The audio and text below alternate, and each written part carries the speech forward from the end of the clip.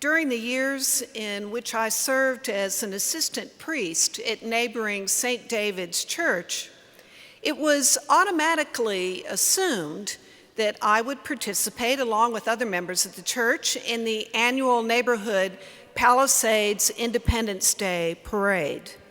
And of course, I was delighted to do that. I'm a very patriotic person. I love our country. I can sing and do sing the national anthem with as much gusto as the next guy. But I confess that I always found it just a little bit ironic that in a country that prides itself on the separation of church and state, here was the church right in the middle of a secular celebration and parade. And of course, this parade was probably much like any neighborhood gathering parade on Independence Day that you've ever been a part of or witnessed. There were kids on bikes, big kids on motorcycles, floats, marching bands, politicians shaking hands, at least one Uncle Sam on stilts, and everything sort of in between. And as I went to the church to prepare to participate in this parade, my car, which at the time was a very old Saab convertible, was wrapped up in red, white, and blue, as I was, with the exception of my clergy collar. I happily participated in that parade, but I continued to ponder, what does a church have to say in a secular holiday like Independence Day? Well, in truth, I think the church actually has quite a lot to say about our celebration of Independence Day and what it means and what its rooting and groundedness is. So I invite you to journey with me a little bit in exploring what the church has to say. If you journey back to 1776, you'll recall that God is very much at the center of the founding of our country, the principles, the ethos upon which we rest and we hold up as ideals. Whether it's the Pledge of Allegiance, where we talk about one nation under God, indivisible with liberty and justice for all, the fact that our currency has on it, "In God we trust," or looking at the Declaration of Independence itself, we hold these truths to be self-evident, that all men are created equal, that they are endowed by their Creator, God, with certain unalienable rights, that among these are life, liberty, and the pursuit of happiness. Those are powerful words, important words, deeply rooted and grounded in God the Creator. But I would submit to you that it is easier to write those things and to speak those things than to live those things. Consider that some of those who signed the Declaration of Independence were slave owners.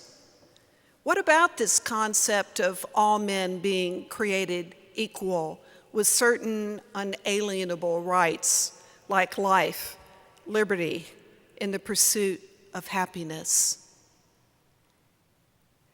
It's easier to speak it than to live it. If we consider Independence Day, and if I were to ask you to think of one word that really characterizes what we celebrate this day, what would that word be for you? What one word lifts up for you part of what we celebrate as a nation? I suspect that many of you, if not most, might come up with the word freedom. Freedom. It's a powerful concept. It's an important concept. But I would submit to you that over the centuries, we have appropriated it for our own best interest. Somehow we've individualized this notion of freedom.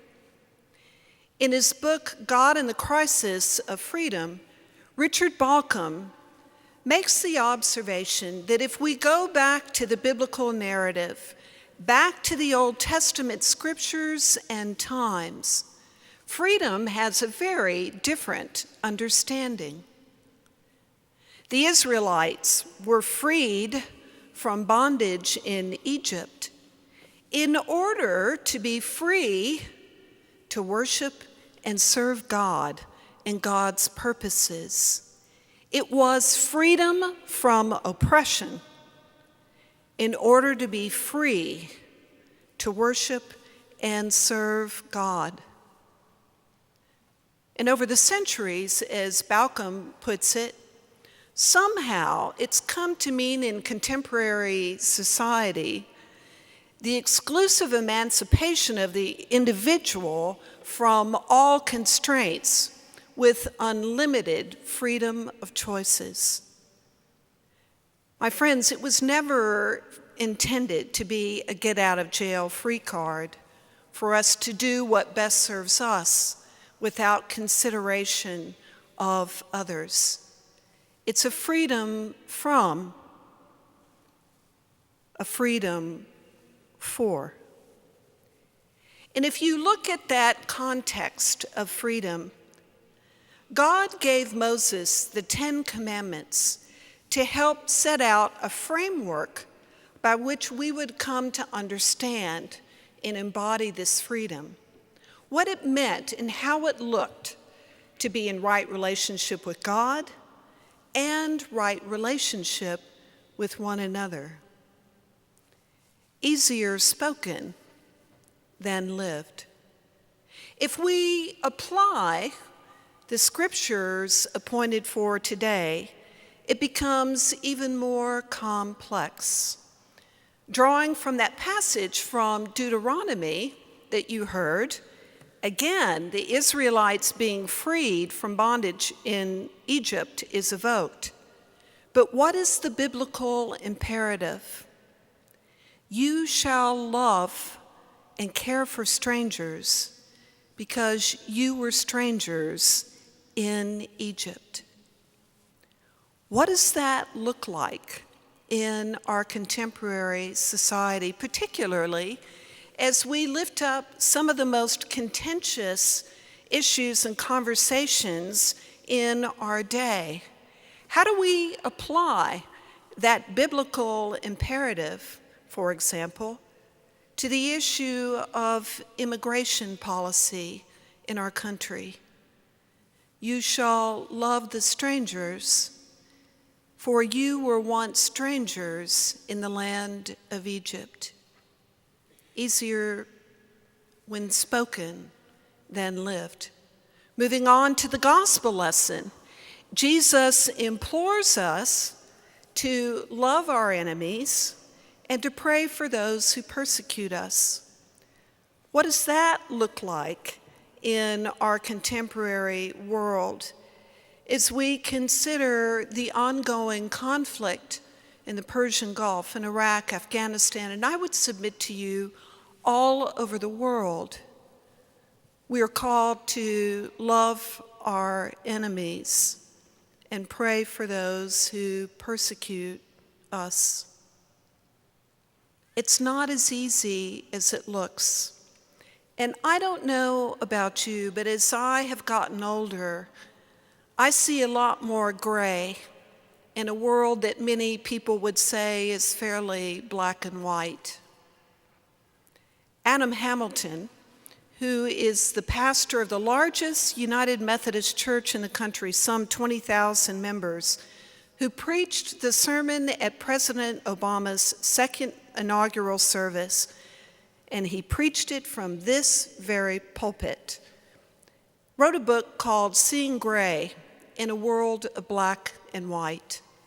And I offer this lens to you, which has been helpful to me as I wrestle with what the Bible tells us, what God calls us to, what God aspires for us when we look at these complex issues in our time. Hamilton writes, "In every situation we ask, What is the best course of action that will best express my love of God and neighbor? What is the best course of action that will best express my love of God and neighbor?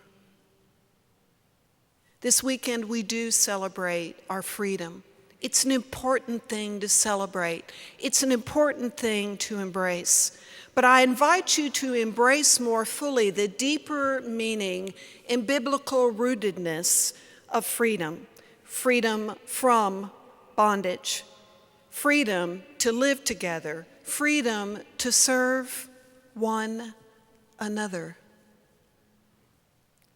America, America, God, shed thy grace on thee and crown thy good with brotherhood from sea to shining sea. Amen.